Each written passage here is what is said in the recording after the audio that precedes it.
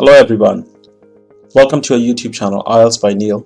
Today we are going to discuss some reading tips which will help you during your exam. So reading is one of the module of IELTS exam. As you know, this IELTS exam have 4 sections: listening, reading, writing and speaking. So today we're going to discuss the tips for the reading.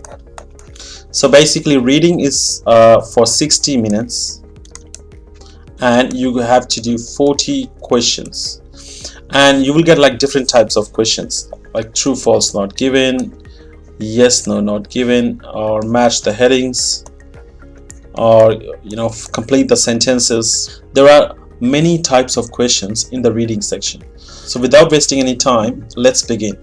If you haven't subscribed to our YouTube channel, please subscribe and press the bell icon below. To begin with, our number 1 tip is don't read slowly. Okay, so we cannot read slowly because we only have like 60 minutes and we have to do 40 questions. The time is really less, so if we read slowly we will end up missing some questions. Okay, so what we have to do, rather, this technique works for me, so you can try it as well. Okay, so what I do is, for example, the questions are given 1, 2, 3, 4. So I read the question, okay, and I look for the keywords. Okay, keywords are mostly some adjectives or could be verb. Okay, or and then I come back to the passage, and in the passage I look for those keywords or the synonym.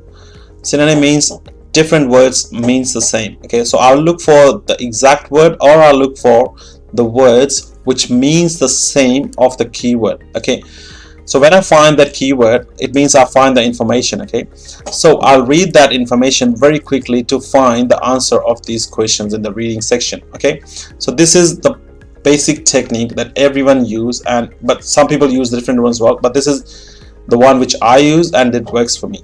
You can try this as well. Okay, next one is don't spend too much time on one answer. Okay, of course we cannot spend too much time on one answer because again, shortage of time, and you have like 40 questions, 60 minutes. We cannot afford to spend too much time on answer.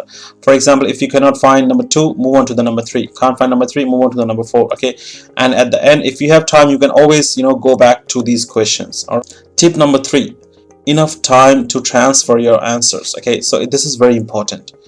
We should always have enough time to transfer the answer. This is only for the pen and paper based though, because in the computer you can write straight away. Okay, in the pen and paper you should always have some time, because the thing is, even if you have got the answers of the questions but you have not transferred to the final answer sheet, then of course you're going to lose the score.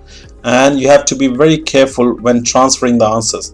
Like you should not do any mistakes while transferring the answers. So this is one of the very important step in the IELTS reading. Okay, number 4. Okay, this is a bit of a planning that I've done. So how I do is that, because we all know that first section is the easy one. Okay, second one is some intermediate. Okay, and this one is difficult. So what we can do is we can spend less time on this one, okay, and less time on this one as well, so that we can keep more time for the third section.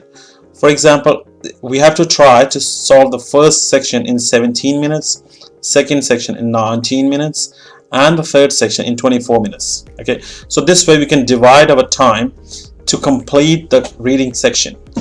Next one is spellings. Spellings are very, very important when it comes to reading. For example, if you've got the answers, okay, and you have written the spellings wrong, then you will lose the score. So be very careful with the spellings in the reading section. And again, the grammar also. You have to be careful with the grammar, like singulars, plurals, all those. You have to be very careful with the grammar in the reading section while transferring the answers to the final sheet.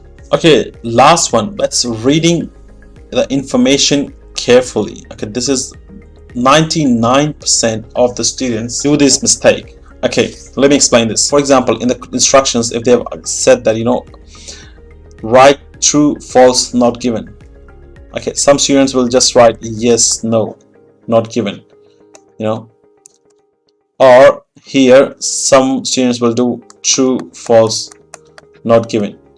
So what I'm trying to say here is that you should always follow the instructions. So whatever written here in the instructions, that these questions are true, false, or not given, you should answer them accordingly. If they've said in the instructions yes, no, not given, then you should answer them accordingly. You should write yes, no, not given, not this true, false, not given. Okay, although it means the same, but you should always follow the instructions. Okay, again, in choosing the 1 word, 2 word, and 3 word. Okay, so you have to be very, very careful when doing the reading. I would recommend to read the instructions always.